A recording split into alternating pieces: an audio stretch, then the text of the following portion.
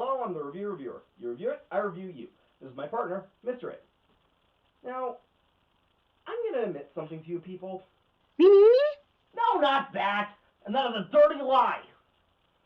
Now, what I am going to admit to you could very well get me a shit ton of hate mail and an angry mob trying to bang down my door. But since Mr. It and I have a contingency plan in case that happens, I see no reason why I shouldn't tell you. I like the Final Fantasy XIII games. I do! I like the Final Fantasy XIII games! I found the characters likable, I thought the story was really interesting, and I had fun with the gameplay, for the most part. Is the game perfect? Oh god, no. But I still enjoyed it. The reason why I thought it was kind of a big deal to admit that I actually like these games is because it seems like most people on the internet hate it. And none more so than Spoony. So, let's take a look at part 1 of Spoony's review of Final Fantasy XIII. I can't believe I'm fucking doing this, but I take it back. I take it back, okay? All the bad things I said about Final Fantasy VIII, because I didn't know, okay? I'm sorry. I'm sorry. I didn't know how fucking terrible this series would get past this, you know? You are a critic. You cannot take back something that you said about something. I had no idea. I had no idea how much worse this series would get.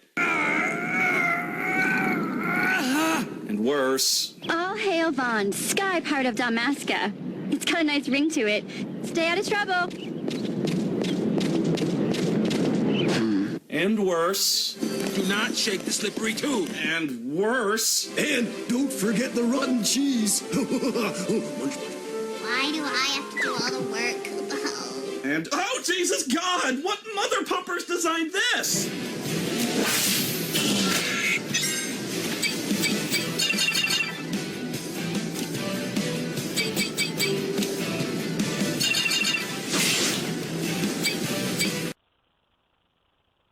What the fuck? Which, at long last, brings me to Final Fantasy XIII. And no, I have no idea why it took me so fucking long to review this piece of shit. Well, I give him an A for keeping continuity. Remember something for me before we start. No matter what you see and no matter what happens in this fucking game, it gets worse. It gets way fucking worse. Personally, I think things actually kind of get better in 13 too. But we've got to start somewhere, and this game is plenty fucking bad, so let's go. So to understand why this game is so terrible on an almost subconscious level, you have to experience it the way I initially experienced it. On its release date, day one, just no AQ public, playing it for the first time, not knowing anything that happens. So let's climb inside my head for a little bit. No, not like that. Ah! My eyes! They burn! Alright, so these are basically my exact thoughts as I'm playing this for the first time. Okay, we're on a train, and there's a Hellgast from Killzone here with a gun. There's a bunch of people wearing robes, and these robes are really stupid looking, and God, the trailer for this game was fucking worthless.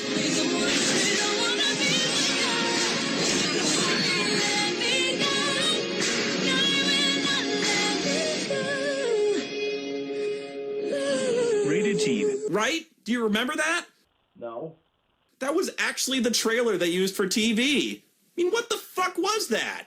Wow, this game looks cool. There's a bunch of brief, completely unrelated scenes that tell us nothing about the story, with huge yellow numbers obscuring most of the action. They all form a picture of a chick we don't know.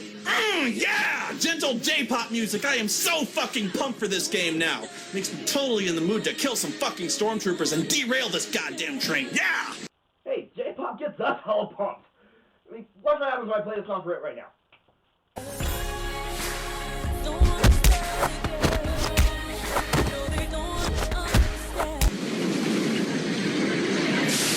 Hey, action! There we go! She jumps up and kicks this dude's ass and smashes some remote, which frees all the dudes in the stupid robes. You alright?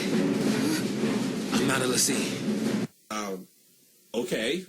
What's a lessee? Yeah, the concept of a lessee gets explained later in the game, but the game acts like you already know what it is. I'm not a lessee.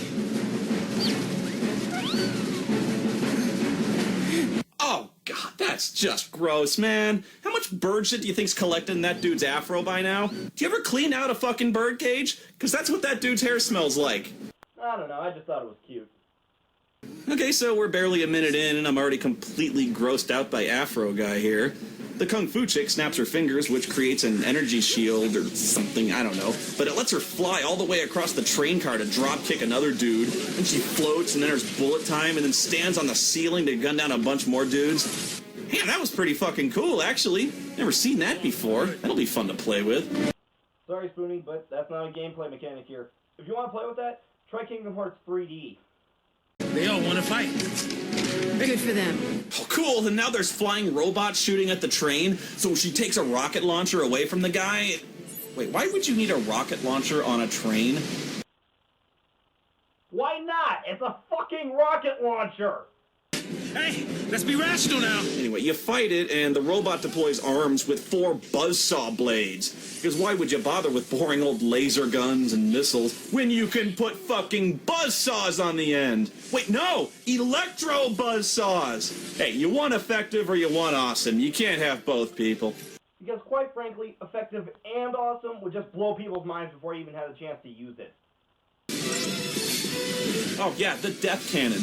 Look, you can see it clearly charging up, right? So why did she just stand there looking right into it? And then she attacks and jumps directly back into its line of fire. Why the fuck would she do that? Is there any way I can tell her not to stand right in front of the death ray? Because that seems like a smarter strategy to me. Dude! It's a fucking video game! Isn't that like getting pissed off at most turn-based RPGs for having the characters just do one attack and then wait patiently for the monsters to take their turn? Oh well, I win! Yay! 5 stars! And all I did was hammer the X button. Oh, and look at my score! It's certainly... well, it sure is a number. I have no idea what it means or how it's calculated and who gives a shit. Is a score really relevant when I don't know what a good score even is? I mean, you just see some numbers and, ooh, stars! I figure the score determines the star rating of the fight, which determines what quality of items drop. But the points needed for each star rating undoubtedly change depending on how tough the monster is and how many of them there are. So bottom line, the points are absolutely meaningless. It all just boils down to win the fight as fast as you can. Yeah, pretty much. Man, Chocobo, just can't catch a break, can we? And so begins the hallway. The endless 40-hour hallway. You have not known pain until you have seen the hallway, for there is no escape. No free will, the only way is the way forward. Okay, confession time again. I kinda like the hallway. Personally, I'd rather have the hallway than constantly getting lost and having no idea where I'm going. Hell, I even quit on Prince of Persia Warrior Within because I kept getting lost. We find a save point where we save our game and do our shopping. This is because the save points are also the item stores, and the weapon stores, and the armor stores, and the accessory stores, and the crafting shit stores. Once again, it's this strange meta concept that makes your brain itch. It makes no sense. It's kind of wrong. What then is a save point? What purpose does this floating machine serve to people who live in this game world? When someone in Cocoon sees a save point, what do they say it is? And this isn't just some abstract ball of light that you walk into that doesn't actually exist in the game world. This thing must exist. People in the game world must recognize it as something because it allows someone to purchase anything they want in the entire world and have it delivered instantly to them. Okay, I'm not gonna act like Spoony doesn't have a point here, but I'm gonna say it again. It's a fucking video game! You don't have to explain shit like this! And why is there this weird robo-sphere of treasure thingy just doing here too? I mean, there's technological and then there's just a waste of fucking resources. Who put this thing here and why? Wouldn't it just be cheaper to use a cardboard box instead of this floating metal robotic thing? You know, there's only so many times I can say it's a fucking video game. It doesn't have to be explained. And why does it have a potion inside it? If this is such an advanced technological society, aren't potions a little old-fashioned? Potions seem to imply alchemy or magic, when clearly technology and science are the dominant forces here. That could be just what they call it. I mean, I don't find it any more stupid here than in any other Final Fantasy game. In other sources, potions actually have names, like the Polyjuice potion from Harry Potter. Why is it in Square Enix games they have to call it just a potion, not like a healing potion or something? And I have to ask once again, why would anyone here ever not carry a gun? Why is this always an issue whenever Final Fantasy is set in a world where guns exist? I get that if everyone used a gun, it limits weapon variety, but it still doesn't make sense to do otherwise. Because some people have terrible aim? I mean, I can't shoot anything that's not 5 feet in front of me. Let's go over to another group of rebels fighting it out in the streets. The rebels are also allied with the Maquis, which would make the soldiers we're fighting the Federation? This is Snow. What can you possibly do? Snow is an idiot. Since when have heroes ever needed plans? Who punches things? So most of the audience can probably relate to this guy. These people need heroes. What's our motto? I don't know. What's the matter with you? What's our motto? The Army's no match for Nora. Attaboy. Oh, wow. That is seriously, like, the most boring, unmemorable motto I've ever heard in my life.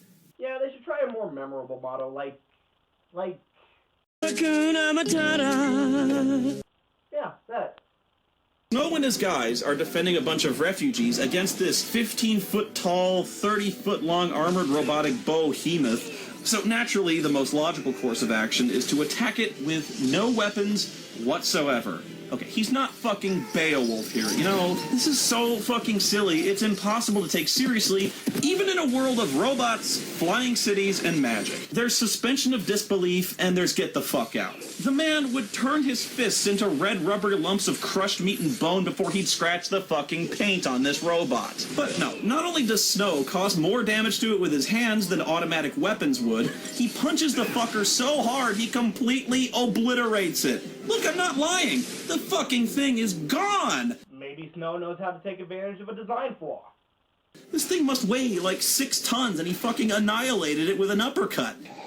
Total protonic reversal. Right, that's bad. Okay, look, I know in older Final Fantasy games you had guys like Sabin who had, like, hardcore martial arts. Dude suplexed a fucking train, for Christ's sakes. Fucking look at this. That is awesome. But here's the difference, and this is highly complex, so try to follow my reasoning here. Snow couldn't hold Sabin's jock. Wow. You just blew my mind with how complex that statement was. Now here's a scene that really pisses me off to no end. I can't even fucking believe this. Okay, so Lightning and Saz are walking around when the road ends in a drop-off of like a few hundred feet. Time to jump. Hey, Lightning, this is it! You can leap to your death and get out of this game! Yay! Oh. Just before hitting the bottom, she does that finger-snapping thing from before, which activates her science-y anti-gravity force field what's-it that lets her drift safely to the ground. Cool, right? I mean, finally, something sci-fi, something gadgety, something that kind of makes sense that soldiers would have, and I haven't seen anything like this before. It makes you float, it makes you super fast, or it slows things down to bullet time. It looks like something that's really going to be fun to play with. Just imagine all the stuff you could do with a gadget like this. I don't know, maybe leveling up various powers or making you faster or stronger. You could use it as a shield. Build an entire game around this thing, and it's by far the coolest thing in Final Fantasy XIII. She never uses it again. No, really. After this, we never even bother with the sciencey gadget thing. Again, Kingdom Hearts 3D. Seriously, everything that the Gravcon can do in Final Fantasy XIII is implemented into the flow motion mechanic in Kingdom Hearts 3D, right down to the energy field around the character. She can do it, so can we.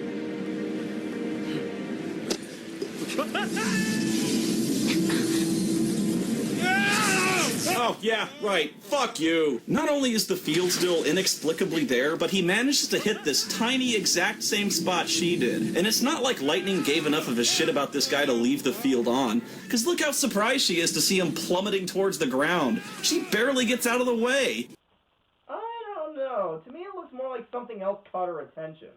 Going home together! Alright, so after beating up Metal Gear, he rescues a bunch of refugees who wear really stupid robes.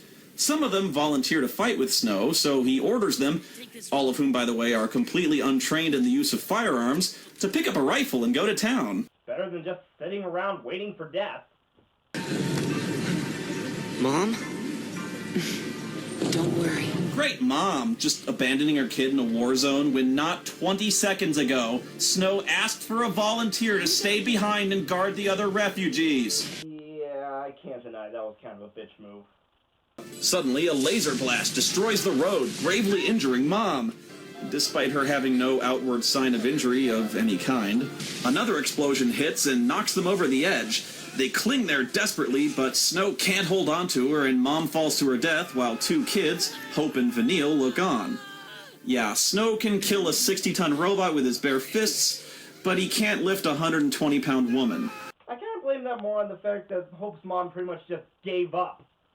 And then he falls to his death. Yay! Oh, come on! Boo! Foul! Wrong! The guy clearly fell at least 100 feet, likely much more than that, and he's fine. It didn't even knock the wind out of him. Oh, but the woman's dead, I suppose. I can't tell because we never see her body, even though they fell from the exact same place. I don't know, maybe Hope's mom landed a few feet to the left and landed on a spike or something, I don't know. So, you've got all these refugees left behind, and why are they wearing robes? People wear robes in the future? Or is it just children because it'd just be stupid for adults to wear robes in the future? Why do parts of the robes glow? Is it like a future thing, the glowing robes? Do robes without the glowing dangly things cost less? One needlessly long rant about the robes later. Chair in the middle's actually a toilet. It would kind of explain why this guy looks so uncomfortable if he just walked in on Darth Vader taking a shit. That's pretty much what it's like being me. I just went on this huge obsessive-compulsive rant about a minuscule, completely insignificant aspect of the game's art design that has nothing to do with the story at all, and everything you just heard was maybe 10 seconds of all the thoughts that run through my head. Pretty much all the time. I'm not even kidding. I cannot turn it off. Good lord, it must suck to be Spoony. Eventually, Snow finds his buddy Godot unconscious from the Metal Gear attack and slaps him awake. Come on, come on! Oh, come on, Godot. Would you move your ass, please? Get up! Time's a-wasting! Stop being such a pussy, man. Snow fell off a fucking cliff and he's fine. What about the others? They didn't die. They couldn't have died. Godot, dude, you're fucking killing me here, because I'd like to finish this review sometime in the next century. But no, we're all just sitting here waiting for Godot. That's my time, folks. I'm out of here. I don't get it. So yeah, this review is pretty much just Spoony ranting on the things he doesn't like about Final Fantasy XIII as opposed to actually analyzing them, but he still makes the rants pretty enjoyable. And that's pretty much all we have to say. I'm the... Hello, my friends. Leader, what are you doing with the spellbook? I am going to use it to teleport you and Mr. It to a far-off land. Then I can host the show! Leader, calm down. We can talk about this. It's too late for that. Akona Mana! Leader!